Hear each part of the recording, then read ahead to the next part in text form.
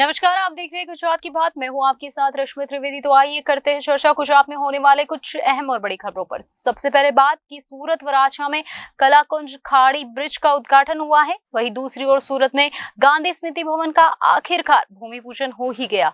वहीं आगे चर्चा करेंगे आज की गुजरात की गिफ्ट सिटी में 2 ऑस्ट्रेलियाई यूनिवर्सिटी ने खोले कैंपस और जानेंगे विस्तार से इसके बारे में। तो वहीं दूसरी ओर बात करेंगे कि सीबीआई में ज्वाइंट डायरेक्टर बने गुजरात कैडर के तेज तर्रार आईपीएस अधिकारी वी चंद्रशेखर, जानेंगे इनके बारे में भी, कौन है वी चंद्रशेखर। उसके बाद बात करेंगे कि गुजरात में बीजेपी नेता हार्दिक पटेल अहमदाबाद ग्रामीण कोर्ट से उन्हें झटका मिला है। आरोप मुक्त करने की मांग को खारिज कर दिया गया है।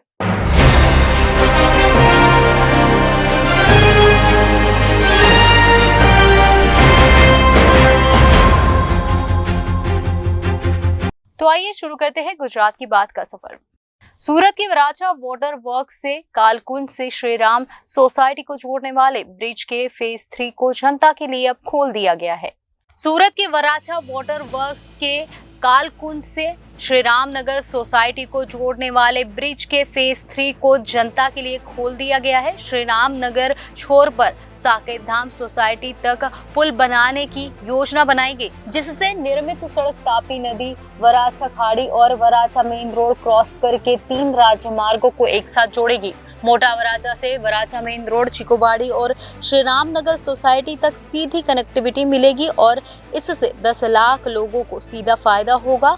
इस पुल का उद्घाटन रेल राज्य मंत्री और सांसद दर्शना जरदोश ने किया है, जबकि 9 तारीख को भाटेना के फ्लाई ओवर ब्रिज का उद्घाटन सांसद सीआर पाटिल करेंगे। ज्ञात हो कि वराछा कलाकुंज ब्रिज को 3 चरणों में साकार किया गया है, जिसमें लगभग 3.5 करोड़ की लागत से वराछा मुख्य सड़क के समांतरण सड़क पर कालकुंज सोसाइटी तक 30 मीटर का पुल लागू किया गया है।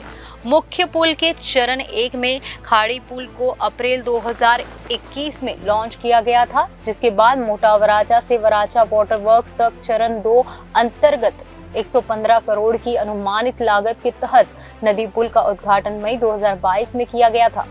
आजादीना अमृतकाळનું સુરત શહેર માટે ખૂબ સુગંધવંતું પુરવાર થયું છે।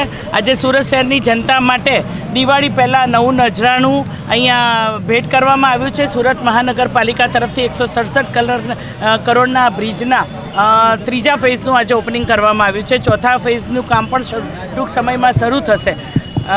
સુરત સૌથી ઝડપતું વિકાસ પામતું શહેર છે દુનિયાનું, અને આ શહેરની અંદર સિટી ઓફ ફ્લાયઓવર પણ કહેવાય છે। આ ફ્લાયઓવરને કારણે સુરત શહેરની વસ્તી, એના રહેતા લોકો, એ લોકોને અવર જવર માટે અને આસપાસની જનતાને સમય પણ બચે છે અને ખૂબ સગવડ રહે છે। એના માટે સુરત શહેરના મેયર, કોર્પોરેશનની ટીમ અને એની સાથે સૌ લોકોએ આજે ભેગા મળીને આ બ્રિજનું ઉદ્ઘાટન કર્યું। ઘણા સમયથી આ કામ ચાલતું હતું અને ખૂબ જ મંદગતિએ ચાલતું હતું, અને વારંવાર અમારા ચૂંટાયેલા પ્રતિનિધિઓ દ્વારા, અમારા સંગઠનના મિત્રો દ્વારા વારંવાર રજૂઆત થઈ હતી। સંકલનમાં પણ ખૂબ મોટી ચર્ચાઓની થઈ હતી, અને કમિશનર અને ટીમ દ્વારા અમને જે સમય પ્રમાણે વાત કરી હતી કે બ્રિજ ચાલુ કરવા માટે, એ સમય પ્રમાણે એમણે ખાતમુહૂર્ત આજે લોકાર્પણ કર્યું છે। ખૂબ જ આનંદની લાગણી છે, અને આ બ્રિજ થવાથી વરાછા રોડનું, મેઇન રોડનું જે ટ્રાફિકનું ભારણ છે એ ખૂબ જ મોટા પ્રમાણમાં આજે હળવું થશે। પૂણા વિસ્તાર અને મોટા વરાછા વિસ્તારને જોડતો આ પુલ ખૂબ જ લોકોને ઉપયોગી થવાનો છે। સુરત મહાનગરપાલિકાની ટીમ અને અમારા ભારતીય જનતા પાર્ટીના શાસનના સૌ પદાધિકારીઓને હું ખૂબ અભિનંદન આપું છું કે આ બ્રિજનું આજે લોકાર્પણ થયું છે, અને આના કારણે લોકોની સુખાકારી અને ટ્રાફિકની સમસ્યામાં હલ થવાનો છે। વિપક્ષ જે રીતે સવાલ ઉઠાવી રહ્યો હતું કે આ બ્રિજનું ઉદ્ઘાટન ક્યારે થશે, પોતે કરવાની પણ વાત કરી હતી, શું કહેશો? મને વિરોધ પક્ષની ભૂમિકામાં કંઈ સમજણ નથી પડતી। એકદમ હલકી કક્ષાની રાજનીતિ કરી રહ્યા છે।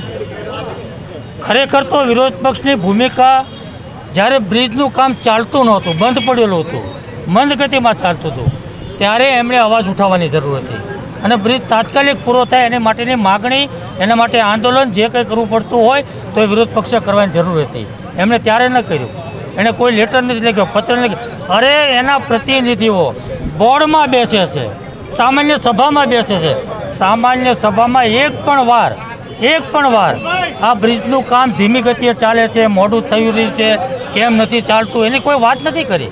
પણ બ્રિજ તૈયાર થઈ ગયો એટલે ખાતમુહૂર્ત કરવું છે, રિબિન કાપી છે, રિબિન કાપવાનો ખાતમુહૂર્ત કરવાનો જો શોખ હોય તો બ્રિજનું કામ તાત્કાલિક પૂરું થાય એ માટેના પ્રયાસોને કરવાની જરૂર હતી. ખાલી રિબિન કાપવાનો આ તો એકદમ મને એવું લાગે છે હલકી કક્ષાના લોકો હલકી કક્ષાનું રાજનીતિ કરી રહ્યા છે. सूरत और राज्य भर में थिएटर से जुड़े लोगों के साथ साथ नाटक देखने के शौकीन दर्शकों के लिए गांधी स्मृति भवन का महत्व कुछ अलग है। यह ऐतिहासिक गांधी स्मृति भवन वह जगह है जहां दिग्गज कलाकारों ने अपना सर्वश्रेष्ठ प्रदर्शन किया था। सूरत के नानपुरा इलाके में स्थित ऐतिहासिक गांधी स्मृति भवन का आज उद्घाटन किया गया। गुजरात का एक भी बड़ा मंच कलाकार ऐसा नहीं है जिसने इस मंच पर नाटक न किया हो। सूरत के गांधी स्मृति नाट्य गृह ने शहर, राज्य और देश को कला क्षेत्र में दिग्गजों का उपहार दिया है। गांधी स्मृति भवन के निर्माण के लिए कई बार टेंडर प्रक्रिया की गई, लेकिन कीमत काफी अधिक होने के कारण टेंडर प्रक्रिया पूरी नहीं हो सकी। टेंडर प्रक्रिया पूरी होने के बाद आज गांधी स्मृति भवन का उद्घाटन किया गया। मेयर दक्षेश मवानी ने कहा कि थिएटर कलाकारों की मौजूदगी में आज गांधी स्मृति भवन का उद्घाटन किया गया। गांधी स्मृति भवन रंगकर्मियों के लिए आस्था का केंद्र है। संबंधित विभागों को गांधी जी भवन का निर्माण कार्य यथाशीघ्र पूरा करने का निर्देश दिया गया। रंगमंच से जुड़े सभी रंगकर्मियों को बधाई और जल्द ही गांधी भवन का काम पूरा हो जाएगा और फिर से रंगकर्मी मंच पर नाटक प्रस्तुत करेंगे। नवा भारतना स्वप्न द्रष्टा विश्व नेता आदरणीय नरेंद्रभाई मोदीना साहेबना नेतृत्वમાં ગુજરાતના મુખ્યમંત્રી ભૂપેન્દ્રભાઈ પટેલ સાહેબ, ગુજરાત પ્રદેશના અધ્યક્ષ સી આર પાટીલ સાહેબના માર્ગદર્શન હેઠળ આજે ગાંધી સ્મૃતિના રંગમંચનું આજે ખાતમુહૂર્ત કરવામાં નાટ્ય કલાકારોની હાજરીમાં કરવામાં આવ્યું છે. ખૂબ જ ઉત્સાહ આજે જણાઈ રહ્યો છે. નાટ્ય કલાકારોના હાસ્ય પર હું તમામ નાટ્ય કલાકારોને હૃદયપૂર્વક અભિનંદન પાઠવું છું અને વિભાગને સૂચના આપું છું જલ્દીમાં જલ્દી ગાંધી સ્મૃતિ ભવનનું જે નાટ્ય કલાકારોની આસ્થાનું પ્રતીક છે એ જલ્દીમાં જલ્દી સુરત મહાનગરપાલિકામાં એનું લોકાર્પણ થાય એવી વિભાગને સૂચના આપું છું. प्रधानमंत्री नरेंद्र मोदी के ड्रीम प्रोजेक्ट गिफ्ट सिटी में 2 ऑस्ट्रेलियाई यूनिवर्सिटी ने अपने कैंपस की औपचारिक शुरुआत कर दी है। आपको बताते हैं ये बात विस्तार से। गुजरात में गांधीनगर की गिफ्ट सिटी में ऑस्ट्रेलिया की 2 यूनिवर्सिटी के भारतीय कैंपस की औपचारिक शुरुआत हो गई है। 7 नवंबर को शिक्षा मंत्री धर्मेंद्र प्रधान और ऑस्ट्रेलिया के शिक्षा मंत्री जेसन ने कैंपस का दौरा किया। धर्मेंद्र प्रधान ने शिक्षा के अंतर्राष्ट्रीयकरण पर जोर देते हुए कहा कि राष्ट्रीय शिक्षा नीति यानी NEP 2020 के अनुरूप ऑस्ट्रेलिया की 2 यूनिवर्सिटी गिफ्ट सिटी में अपने अंतर्राष्ट्रीय परिसर स्थापित कर रही है। इनके भारतीय कैंपस में जुलाई 2024 से पढ़ाई शुरू होगी। डीकिन यूनिवर्सिटी के वाइस चांसलर ने बताया कि भारतीय कैंपस में मास्टर ऑफ साइबर सिक्योरिटी और master of business analytics course में शुरुआत होगी। ऑस्ट्रेलिया में पढ़ाई का जो स्तर है उसे भारतीय कैंपस में बरकरार रखा जाएगा। दोनों जगह पढ़ाई का स्तर एक जैसा होगा। प्रधान ने कहा कि राष्ट्रीय शिक्षा नीति के तहत भारत और दूसरे देशों के जाने माने संस्थाओं के साथ साझेदारी हो रही है। भारतीय छात्रों को विश्व स्तरीय शिक्षा और रिसर्च के मौके मिलेंगे। ऑस्ट्रेलिया के शिक्षा मंत्री ने कहा कि दोनों देशों के सामने अलग अलग चुनौतियां हैं, दोनों शिक्षा के महत्व को समझते हैं। ऑस्ट्रेलियाई यूनिवर्सिटी भारत की नई शिक्षा नीति की परिवर्तनकारी ताकत में योगदान दे रहे हैं। डीकिन यूनिवर्सिटी के वाइस चांसलर ने अगले साल से शुरू होने वाले कोर्सेज के बारे में बताया। सालाना फीस करीब 10 लाख रुपए तक होगी। वॉल्गोनॉन यूनिवर्सिटी में भी नया सेशन जुलाई से शुरू होगा। ऑस्ट्रेलियाई विश्वविद्यालय डीकिन यूनिवर्सिटी ने 2024 में गिफ्ट सिटी गुजरात स्थित परिसर में मास्टर ऑफ बिजनेस एनालिटिक्स और मास्टर ऑफ साइबर सिक्योरिटी कार्यक्रम के लिए विशेष आवेदन शुरू करने की घोषणा की है। यह भारत में दुनिया का पहला अंतर्राष्ट्रीय विश्वविद्यालय परिसर होगा। इसकी ट्यूशन फीस लगभग 10 लाख रुपए प्रति वर्ष होगी। ऑस्ट्रेलिया के शिक्षा मंत्री जेसन जब गुजरात के दौरे पर पहुंचे थे तो विद्या समीक्षा केंद्र का दौरा किया था। विद्या समीक्षा केंद्र स्कूली शिक्षा की गुणवत्ता में सुधार का एक मॉडल और निगरानी का तंत्र है। इस प्रधानमंत्री नरेंद्र मोदी के कार्यकाल में शुरू किया गया था। गुजरात कैडर के IPS अधिकारी को अगले 5 सालों के लिए CBI में नियुक्ति दी गई है। वे सीबीआई में बतौर ज्वाइंट निदेशक के तौर पर काम करेंगे। गुजरात कैडर के आईपीएस अधिकारी वी चंद्रशेखर को सीबीआई में बतौर संयुक्त निदेशक यानी ज्वाइंट डायरेक्टर नियुक्ति मिली है। चंद्रशेखर इससे पहले भी सीबीआई में काम कर चुके हैं। चंद्रशेखर वर्तमान में सूरज रेंज आईजी के तौर पर काम कर रहे थे। हाल ही में सूरत के कडोदरा किडनैपिंग केस की जांच उनकी ही अगुवाई में संपन्न हुई थी। इस प्रकरण में आईजी ने परिवार के लोगों से मुलाकात की थी। अपहरणकर्ताओं ने फिरौती नहीं मिलने पर किशोर की हत्या कर दी थी। वी चंद्रशेखर पहचान तेज तर्रार अधिकारी के तौर पर है। केंद्र सरकार ने 7 नवंबर को चंद्रशेखर की नियुक्ति का आदेश जारी किया।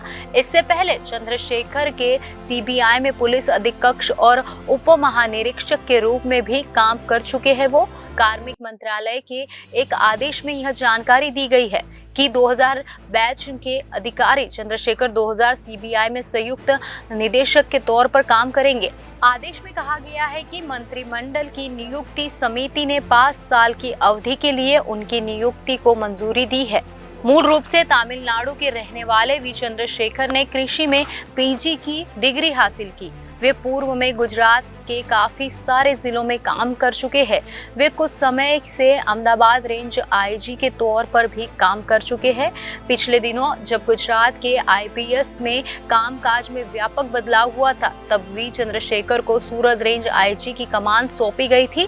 पहले जब वे सीआईआई की नियुक्ति में थे, तब वे हैदराबाद ऑफिस में बैठते थे। गुजरात बीजेपी के नेता और विधायक हार्दिक पटेल को पाटीदार आंदोलन से जुड़े मामले में कोर्ट ने राहत देने से इनकार कर दिया है। अहमदाबाद ग्रामीण कोर्ट ने पुलिस से बदसलूकी के मामले में उन्हें आरोप मुक्त करने से मना कर दिया। पटेल को अब ऊपरी अदालत का रुख करना पड़ सकता है। पाटीदार आंदोलन से राष्ट्रीय चेहरा बनकर उभरे बीजेपी विधायक हार्दिक पटेल को झटका लगा है। पुलिस से बदसलूकी करने के एक मामले में अहमदाबाद की ग्रामीण कोर्ट ने पटेल की उस याचिका को खारिज कर दिया है जिसमें उन्होंने खुद को आरोप मुक्त करने की मांग की थी। कोर्ट ने पटेल को कोई राहत देने से मना करते हुए याचिका खारिज कर दी है। पाटीदार आंदोलन को लीड करने वाले हार्दिक पटेल कांग्रेस के बाद बीजेपी में चले गए थे। वर्तमान में पटेल अहमदाबाद जिले की वीरमगाम विधानसभा विधायक है। हार्दिक पटेल के खिलाफ पाटीदार आंदोलन के समय और बाद में काफी मामले दर्ज किए गए। इसी दौरान जब वे आमरण अनशन पर बैठे थे, तब उन पर पुलिस से बदसलूकी का आरोप लगा था। इस मामले में हार्दिक पटेल ने अहमदाबाद की ग्रामीण कोर्ट में आरोप मुक्त करने की अर्जी की थी। इसे कोर्ट ने खारिज कर दिया है। ऐसे में अब हार्दिक पटेल को ऊपरी अदालत यानी कि सेशन कोर्ट का रुख करना पड़ेगा। कोर्ट ने एक मौखिक आदेश में माफी आवेदन को निरस्त कर दिया। अहमदाबाद के निकोल थाने में दर्ज इस मामले में हार्दिक पटेल समेत कुल 9 लोगों को आरोपी बनाया गया था। हार्दिक पटेल और आंदोलन के दौरान उनके साथ रहे 9 अन्य के खिलाफ केस दर्ज किया गया था। इस मामले की सुनवाई अहमदाबाद ग्राम न्यायालय में चल रही है। हार्दिक पटेल ने इस केस से मुक्त होने के लिए अर्जी दी थी।